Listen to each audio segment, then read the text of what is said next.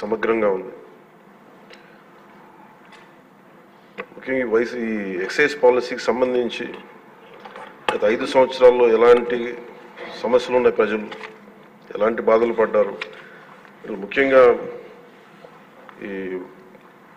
ఇలా కల్తీ సారా తాగి, ఇలాంటి ఇలిసిట్ లిక్కర్ తాగి, వారి ప్రైవేట్ బ్రాండ్స్ తాగి ప్రజలు ఏ స్థాయికి వెళ్ళిపోయారు అనేది ప్రత్యక్షంగా నేను కూడా చాలా నా దగ్గరికి వచ్చి చాలా సమస్యలు చెప్పుకున్నారు ప్రజలు. ముఖ్యంగా గుంటూరు నుంచి ఒక బాధితురాలు వచ్చి భర్తను తీసుకొచ్చింది. భర్తను తీసుకొచ్చి నా భర్త నన్ను కొట్టేస్తున్నాడు, మీరు మాట్లాడండి, వీళ్ళు మందు తాగిని చెప్పి ఆవిడ పాపం బాధపడుతుంటే ఉళ్ళ దెబ్బలు చూపించింది. భర్తను అడిగితే భర్త ఏమన్నాడంటే, నేను ఎప్పుడు ఇలా చేసేవాడిని కాదు, మందు తాగగానే నాకు అట్లా అయిపోతుంది, ఇది నర్వస్ డిజార్డర్ వచ్చేస్తుంది, న్యూరలాజికల్ డిజార్డర్ వచ్చేస్తుంది అనేది తర్వాత దీంట్లో తేలింది అధ్యక్ష. ఒకసారి అంటే ఇది ఇంకా విష్ణుకుమార్ రాజు గారు చెప్పినట్టుగా ఇది ఇంకా 3,000 కోట్లుగా చాలా లోతైన దోపిడీ జరిగింది. దీంట్లో లాస్ ఆఫ్ కన్సిడరబుల్ రెవెన్యూ దాదాపు 18,860 కోట్ల 51 లక్షలు అనేది ప్రాథమికంగా తేలింది. దీంట్లో అంటే ప్రజలకు కావాల్సిన డబ్బు, ప్రజలకి రావాల్సిన డబ్బు ఇవన్నీ కూడా ఎక్కడికి వెళ్ళిపోయినాయి. నిన్న ప్రధానమంత్రి గారు మనకి కేంద్రం బడ్జెట్లో మనకి 15,000 కోట్లు ఇవ్వగానే ఇందాక గౌరవ ముఖ్యమంత్రి గారు చెప్పినట్టుగా మనం అందరం చాలా ఆనందపడ్డాం.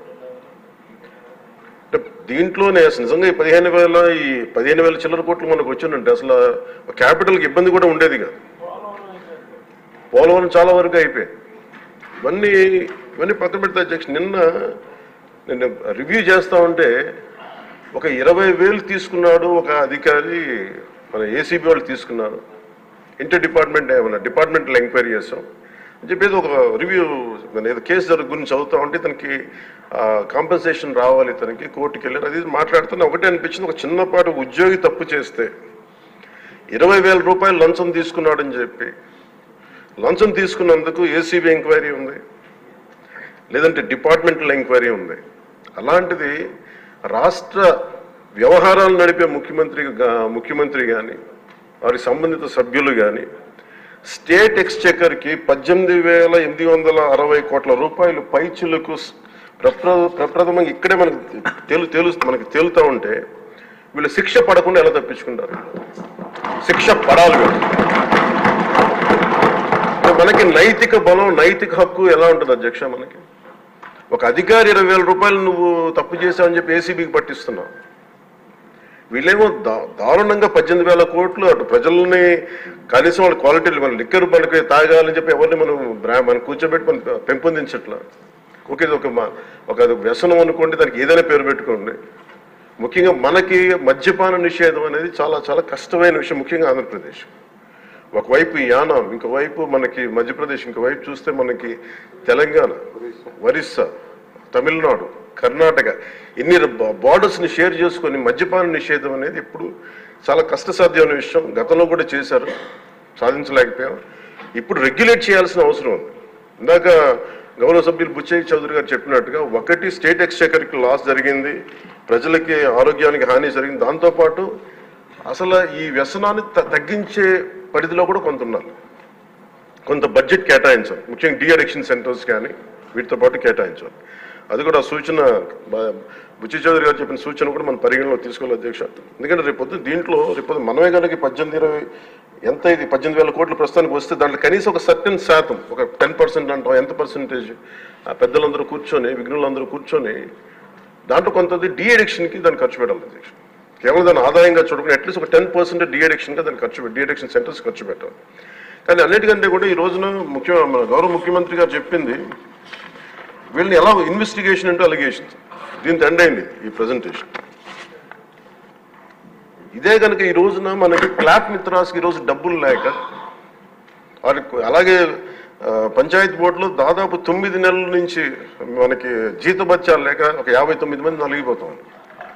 అలాగే ఫీజు రీఎంబర్స్మెంట్ లేక విద్యార్థులు నలిగిపోతా ఉన్నారు. స్టేట్ ఎక్స్చెకర్లో డబ్బులు లేవు. కానీ అందరూ ఇన్ని కోట్లాది మంది జీవితాలతో ఆడుకుని వీళ్ళ చేతుల్లో మటుకు ఇన్ని వేల కోట్లు, దాదాపు విష్ణుకుమార్ రాజు గారు చెప్పినట్టు 30,000 కోట్లు వెళ్ళిపోయాయి. 18,000 కోట్లు ముందస్తుగా తెలుస్తుంది, కానీ ఇంకా లోతుగా చూస్తే అది చాలా పెద్ద ఇది స్కామ్, ఇది దోపిడీ. వీటిని కనుక మనం వదిలేస్తే, తప్పు చేసిన వాళ్ళని గత ప్రభుత్వం సంబంధించిన ఇది ఇట్స్ నాట్ అబౌట్ వెండట, పగా ప్రతీకారం కాదు, కానీ వీళ్ళని స్వేచ్ఛగా కనుక వదిలేస్తే, వాళ్ళ అదృష్టవశాత్తు ఈరోజు వాళ్ళకి లేరు. వాళ్ళు కనుక ఉండుంటే వాళ్ళకి నిజంగా వాళ్ళకి సమాధానం చెప్పాల్సిన పరిస్థితి ఉండేది. తప్పించుకొని పారిపోయారు వాళ్ళు ఈరోజు, తప్పించుకొని పారిపోయారు వాళ్ళు. We have to make them accountable అధ్యక్ష. వాళ్ళు we have to bring them into accountability. They have to be penalised.